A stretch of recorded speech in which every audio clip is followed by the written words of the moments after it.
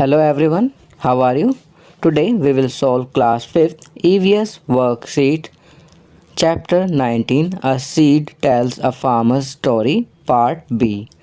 बच्चों आज हम क्लास 5th EVS की वर्कशीट सॉल्व करेंगे chapter 19 A Seed Tells a Farmer's Story part B।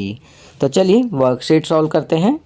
Question 1 look at the following grains and name them.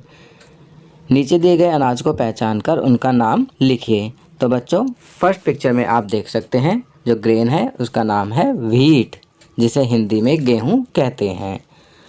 Second में मेज़, जिसे कॉर्न कहते हैं और हिंदी में मक्का कहते हैं। थर्ड में पल्सेस, हिंदी में इन्हें दालें कहते हैं। और फोर्थ पिक्चर में ग्राम, जिसे हिंदी में चना कहते हैं। तो यहाँ हमने पिक्चर के नीचे उनका नाम लिख दिया है। चलिए आगे बढ़ते हैं। Question 2 write some method of protecting food grains and pulses from insects. दालों तथा अनाजों को कीड़ों से सुरक्षित रखने के लिए अपनाई जाने वाली कुछ विधियों को लिखिए। तो यहाँ आपको कुछ मेथड्स लिखने हैं to protect food grains and pulses from insects. तो इसका आंसर लिखेंगे neem leaves, medicine and moisture proof containers are used to keep pulses and grains safe from insects। चलिए आगे बढ़ते हैं। Question 3 bajra seed in the story has seen lot of changes in the ways of farming from 1940 to present day. As per your understanding of the chapter write down the changes have come in the following. कहानी में बाजरे के बीज ने 1940 से लेकर आज तक खेती के तौर तरीकों में काफ़ी बदलाव देखे हैं। पाठ पढ़ने के उपरांत बनी अपनी समझ के अनुसार उन बदलावों को लिखिए।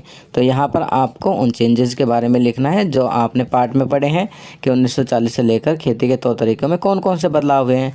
तो एक क्वेश्चन दिया गया है type of seeds used for farming. खेती के लिए उपयोग किए जाने वाले बीजों में क्या बदलाव हुए हैं। तो इसका आंसर लिखेंगे earlier people used to keep the seeds in dry gourd with layered by soil, but now they have no need to keep the seeds in it because now they get new varieties of seeds in the market। चलिए आगे बढ़ते हैं। B ways of irrigation, सिंचाई के तरीकों में बदलाव। तो इसका आंसर लिखेंगे earlier dams were built on the big river for irrigation and after that water was brought in the field, but now electric pumps are installed for watering the fields। चलिए आगे बढ़ते हैं। C kinds of fertilizers used, उपयोग की जाने वाली खाद में बदलाव। तो इसका आंसर लिखेंगे earlier manure of cow dung was used, now new types of fertilizers and medicines are being sprayed and used in the fields। D types of machinery used on farms, खेतों में उपयोग की जाने वाली मशीनों में बदलाव। तो इसका आंसर लिखेंगे earlier oxen were used to plough the fields, now tractors etcetera are being used for ploughing the fields. तो पहले बैलों की जोड़ी को हल जोतने के लिए प्रयोग किया जाता था, परंतु अब ट्रैक्टर आदि अन्य मशीनों को खेत जोतने के लिए यूज़ किया जाता है। चलिए आगे बढ़ते हैं।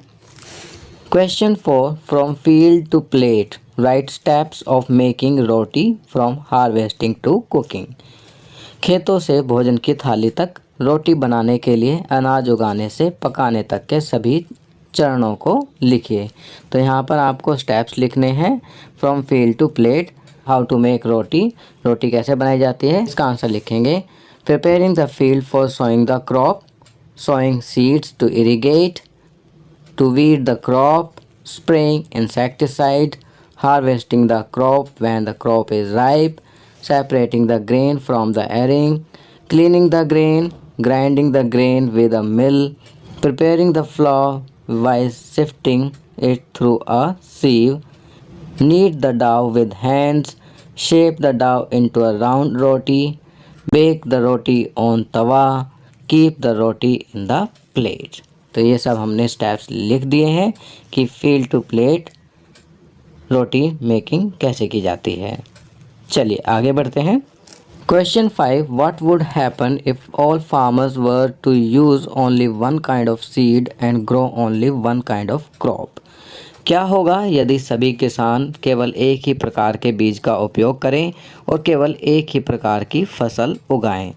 तो इसका आंसर लिखेंगे, if all farmers use only one type of seeds and grow only one type of crop, then the fertile power of the fields will be exhausted and the price will also be less if the same type of crops is sold. चलिए आगे बढ़ते हैं. Question 6. With the help of your teacher and parents, fill the following table for at least 5 states, union territories. Question 6. अपने शिक्षक या अभिभावकों की सहायता से नीचे बनी तालिका में कम से कम 5 राज्यों या केंद्र शासित प्रदेशों से संबंधित जानकारी को उचित कॉलम में भरिए. तो बच्चों यहाँ एक टेबल दी गई है जिसमें आपको नेम ऑफ स्टेट्स और यूटीज़ लिखने हैं, हार्वेस्टिंग फेस्टिवल्स लिखना है स्टेट और यूटी का, सीज़न ऑफ सेलिब्रेशन लिखना है, उसके बाद स्पेशल और famous food of that state और यूटी लिखना है. तो यहाँ हम लिखेंगे first Gujarat, harvesting festival Makar Sankranti, season of celebration winter, special या famous food dhokla. Second Jharkhand, harvesting festival Sarhul, season of celebration Vasant, special और famous food litti chokha. Name of states में नेक्स्ट लिखेंगे Kerala, harvesting festival Onam, season of celebration rainy, special famous food appam. Next लिखेंगे name of states में Assam, harvesting festival Bihu, season of celebration spring, special famous food of UT khar. Next लिखेंगे name of state में Tamil Nadu, harvesting festival Pongal, season of celebration winter, special या famous food of that state uttapam. Next लिखेंगे name of state Punjab, harvesting festival Lohri, season of celebration winter, special famous food saag and makka की रोटी. तो बच्चों ये worksheet यहाँ complete होती है. अगर ये वीडियो आपको अच्छी लगी तो इसे लाइक एंड शेयर ज़रूर करें. अन्य विषयों पर बने हमारे लेटेस्ट वीडियोस को देखने के लिए चैनल को सब्सक्राइब करना ना भूलें और देखते रहिए हमारा channel knowledge kingdom. Thank you.